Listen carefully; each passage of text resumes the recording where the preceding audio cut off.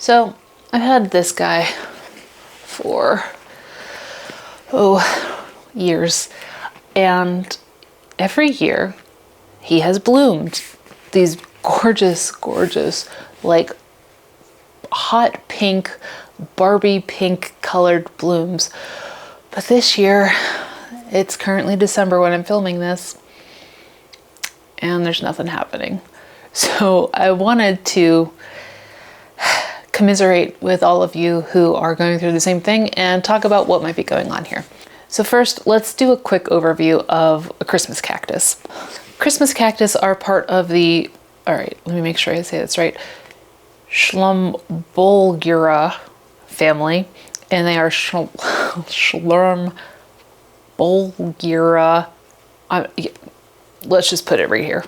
And these actually originate from the Brazilian rainforest, but not everywhere. They're actually usually found hanging onto moss that's on trees, growing in rock crevices where there's decaying vegetation, or under canopies at high elevations, usually like 3,000 to 9,000 feet above sea level. So that's why these are such big bloomers in winter, when that's usually like the time that most plants like to sleep. And in case you're not aware, this is not the only holiday cactus. There's also an Easter cactus and a Thanksgiving cactus in addition to the Christmas cactus. And their names originate from about the time of year they bloom in America.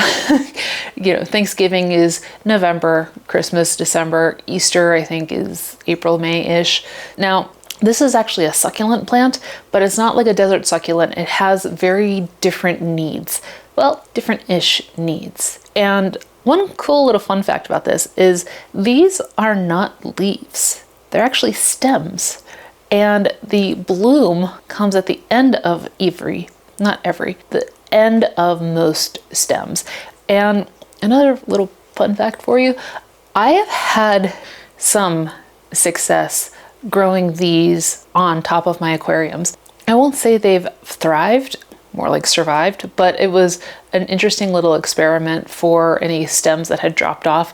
I popped them onto the top of the aquariums to see if that would work, and it has, but I don't think that this would be one of my top contenders for best terrestrial plants to put in aquariums. Also, these are pet friendly, so they're okay to keep around dogs, cats, and according to the ASPCA, horses. There you go. So now that we talked about it, let's talk about what a Christmas cactus needs to flower. Think about what the process has to be for a flower to happen on any houseplant or any plant out there. That's a lot of energy. It's like giving birth. You are expending a lot of nutrients, chlorophyll, they're expending a lot of energy to get those blooms to come that attract birds, bees, bugs, whatever, and help continue the lifeline of the Christmas cactus. So I kind of refer to these as mellow plants in that overall they are pretty mellow with their needs, but they do have a Goldilocks zone. So they need to have a mellow temperature. Think about where they grow naturally. They're up in high elevations, on rocks, on trees, under canopies. So they're not really into humid areas or hot areas like a calathea or something would be. Despite these being considered tropical plants, they're not growing in incredibly traditional tropical climates. And they also need a mellow amount of sunlight. Remember, these are hanging out either high elevations or under the canopy. So despite them being a succulent, they're not like their desert brethren who want that direct light and want that heat and intensity. These guys want it chill. They want it really mellow, a little bit of light, a little bit of heat, not too much, a little bit of water. The soil needs for these it's a bit more Goldilocks-y. They need to have it just right. Since these aren't traditionally soil-bound plants, essentially it wants a soil blend that's not going to get too soggy, but gives it enough moisture so that it has something to access when it's thirsty. So now that we talked about what it would need to bloom, let's talk about why mine and yours are not blooming. There's a couple of reasons, so let's triage this. Ready? First off, is it getting some time to sleep? And I know it sounds kind of wonky, but it's actually true. They need serious nap time. They need about 12 to 14 hours of uninterrupted darkness. And you could be thinking like, Megan, I know that. I leave it in my office and it gets that uninterrupted darkness when I leave. But are there like computer screens that are still on? Overhead lights? Are there street lights coming in through the windows? Like, this guy wants a lot of darkness. He wants it goth. He wants it to be as dark as possible. So if you can't get that pitch black darkness that it really wants, my recommendation is to cover it every night from October to like right around its blooming time in December. Put a box over it, like an Amazon box, whatever you got around, or a sheet or something. I probably wouldn't recommend a sheet just because it would weigh down the plant, but put something over it to cover it and make sure that it has the ability to take a nap in total darkness. Next, what is the temperature of the room? Again, we're talking about a plant that operates in high elevation, so it is not a plant that likes a lot of heat, despite it being a cactus. Most of these plants really thrive in temperatures of about 50 degrees Fahrenheit, which is why it's such a popular plant in winter. Next, what size is the pot? This guy has been in this pot for years. Probably since I first got it, honestly. And despite it getting pretty big for its britches, I have no intention of potting this up anytime soon, because since it's a non-traditional growing plant, or I should say, since it doesn't like traditional soil, it doesn't really need that sort of potting regimen where you worry about its root bound and you pot up. Like it wants to be in a place that is not just a huge clump of soil. When it starts to feel like the pot is maybe a little too small, that's probably the perfect size for it. Along those lines, when was the last time you repotted yours?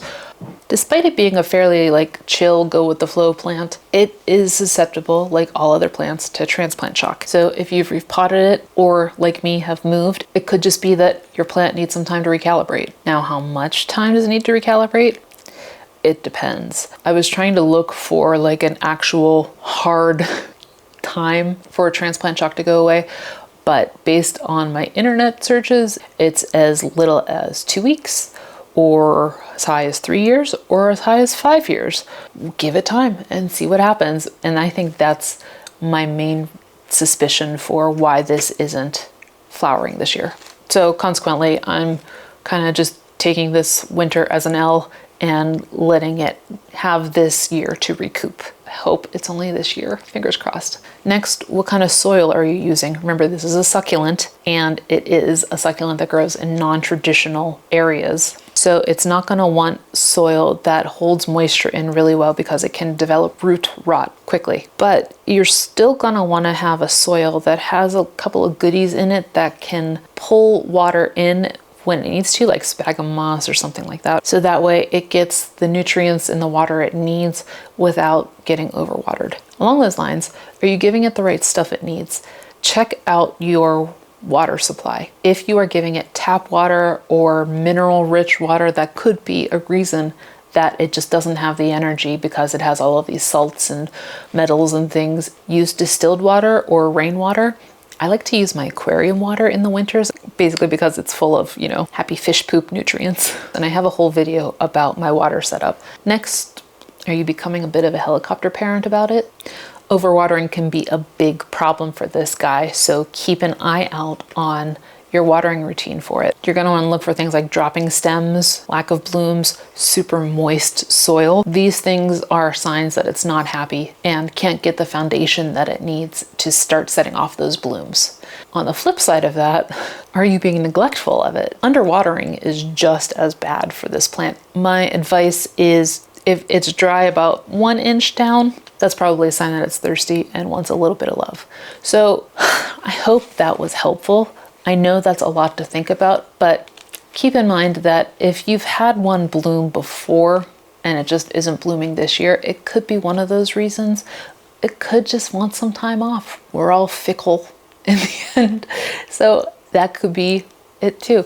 I would say check to see what has changed in your routine. If it's underwatering, overwatering, different location, different pot, new soil, lighting conditions, think about any of those changes. And if those have happened, then you probably have the clue for why yours is not blooming. Again, I suspect mine is not blooming this year because we moved and it might be going through a little bit of transplant shock. I guess I will check in next year with you and let you know if it blooms. But I will see you in the next video. Thanks for watching.